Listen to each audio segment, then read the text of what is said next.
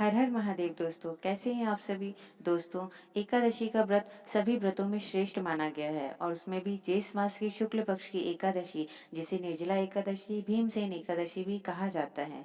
ये एकादशी सभी एकादशियों में सर्वोत्तम मानी गई है। इस एकादशी का व्रत करने से सभी एकादशियों के व्रत का पुण्य फल प्राप्त हो जाता है। जैसे कि जो लोग पूरे साल भर की एकादशी का व्रत नहीं कर पाते हैं, उन्हें निर्जला एकादशी का व्रत अवश्य ही करना चाहिए। इससे पूरे साल भर की 23 एकादशियों का पुण्य फल प्राप्त हो जाता है, क्योंकि यह एकादशी सर्वश्रेष्ठ एकादशी मानी गई है। इस एकादशी में निर्जल रहकर व्रत करना पड़ता है। दोस्तों, आज मैं इस वीडियो में आपसे बात करने जा रही हूँ साल 2021 के ज्येष्ठ मास के शुक्ल पक्ष में पड़ने वाली एक निर्जला एकादशी के बारे में। इसकी तिथि कब से प्रारंभ हो रही है और इसका कब समापन हो रहा है, ये व्रत किस तरह हमें करना चाहिए, इसके व्रत की विधि क्या है और किस तरह भगवान श्री हरि का आराधना और पूजन करना चाहिए, ये सभी बातें मैं आज आपको इस वीडियो में शेयर करने वाली हूँ। तो दोस्तों, अगर आपको आज की वीडियो मेरी पसंद आती है तो आप इसे लाइक करिए और अपने इस वीडियो को अपने फैमिली फ्रेंड के साथ शेयर जरूर करिए।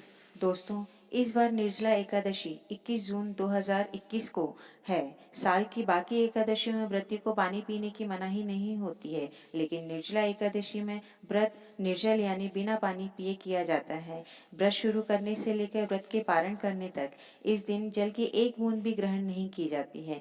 इस साल निर्जला एकादशी की तिथि 20 जून शाम 4:21 से शुरू हो जाएगा, जिसका समापन 21 जून 1:31 तक होगा। इसलिए यह व्रत 21 जून को किया जाएगा। व्रत का पारण अगले दिन 22 जून को ही होगा। दोस्तों, व्रत के वाले दिन जल्दी सुबह उठकर स्नान करें, व्रत का संकल्प लें और भगवान विष्णु का ध्यान करें और पूजा करें। उन्हें पीले फूल अर्पित करें और पूरे दिन श्री हरि का जाप करते रहें। दोस्तों, इस दिन राम रक्षा स्तोत्र का मंत्र राम रामेति रामेति रमे रामे मनोरमे सहस्त्र नाम तत्तुल्यम राम नाम वरानने, इस मंत्र का जाप करने से कहते हैं कि विष्णु सहस्त्र नाम के पाठ का पुण्य फल प्राप्त होता है। निर्जला एकादशी का व्रत अगर सच्चे मन से किया जाए तो जीवन के तमाम कष्टों को श्री हरि हर लेते हैं, जीवन का सुखमय आनंद देते हैं।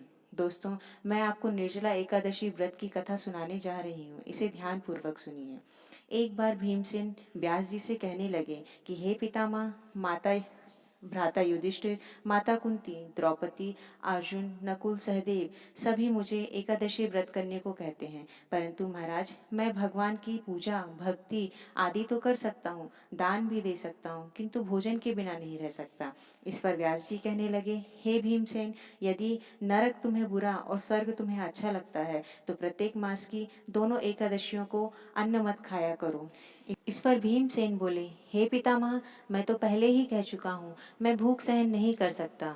यदि वर्ष भर में कोई एक व्रत हो तो वह मैं रख सकता हूँ, क्योंकि मेरे पेट में वक्र नाम की अग्नि है, जिसके कारण से मैं भोजन के बिना नहीं रह सकता हूँ। भोजन करने से वह शांत रहती है, इसलिए पूरा उपवास तो क्या, मेरे लिए एक समय भी बिना भोजन के रहना कठिन है। अतः आप मुझे ऐसा व्रत बताइए जो वर्ष में केवल एक ही बार करना पड़े और मुझे स्वर्ग की प्राप्ति हो जाए। इस पर श्री व्यास जी विचार करके कहने लगे कि हे पुत्र, बड़े बड़े ऋषियों ने बहुत शास्त्र आदि बनाए हैं, जिसमें बिना धन के थोड़े परिश्रम से ही स्वर्ग की प्राप्ति हो सकती है। इसी प्रकार शास्त्रों में दोनों पक्ष की एकादशी का व्रत मुक्ति के लिए रखा जाता है।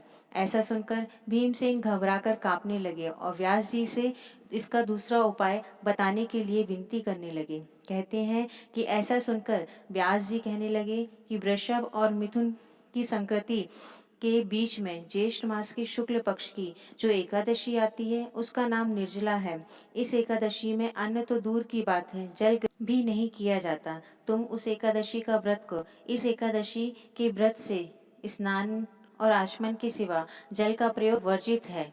इस दिन भोजन नहीं करना चाहिए और ना ही जल भी ग्रहण करना चाहिए, क्योंकि भोजन करने से व्रत टूट जाता है। इस एकादशी में सूर्योदय से होकर द्वादशी के सूर्योदय तक व्रत रखा जाता है, यानी व्रत अगले दिन की पूजा करने के बाद व्रत का पारण करना चाहिए।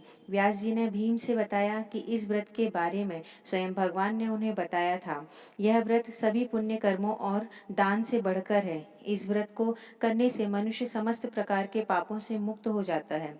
दोस्तों, इस एकादशी में व्रत के दान की बड़ी महिमा बताई गई है। इस एकादशी में जल से भरा घड़ा ब्राह्मणों को दान करने का विधान बताया गया है। जो व्यक्ति निर्जला एकादशी के दिन सुयोग्य ब्राह्मण को जूते का दान करता है, वह सोने के विमान में बैठकर स्वर्ग लोक को जाता है।